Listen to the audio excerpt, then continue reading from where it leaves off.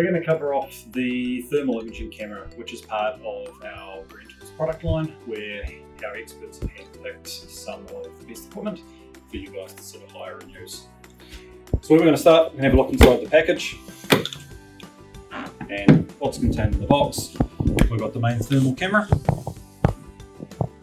we've got batteries, the charger, cigarette connection for charging on the go, or mains adapter for BAU, and connection cables for hooking up to a computer and accessories, and storage card for any photos that you want to capture, save for later. So now we're going to cover off getting the camera set up for reuse. So out of the package, assuming the battery's charged, unit comes out, battery comes out, and slides into the base. Once you hear it click, you know it's connected. From there, remove the lens cap so you can actually see it, and we'll come on to powering the device on. Pretty simple. Look on here, hold it with your hand, press and hold the power button, and the device will start up and run through some of its calibration and checks before it starts up. And once it's ready, you'll see the image will appear on screen. The camera, you kind of see it's finished loading up its bits and pieces, and it's now on screen.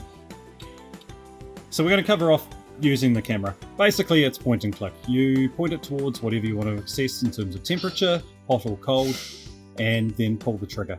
Pew, pew. Once you pull the trigger, the image will freeze, and then you can choose to save it for later, and it gives you kind of a guide on the temperatures. Then we hit save.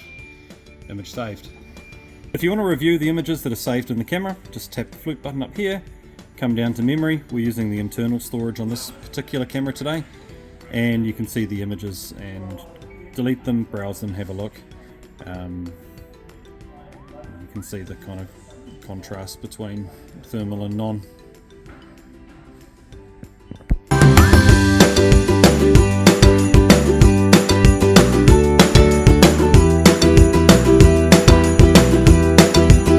Once you're finished with the equipment, we kind of ask that you give the battery a recharge, make sure it's full of juice, and then pack it back up into the package. Like so. Camera, battery, charger, memory card, and the power adapter, and then the cable's tucked up in there. Close it up and ship it on back to us.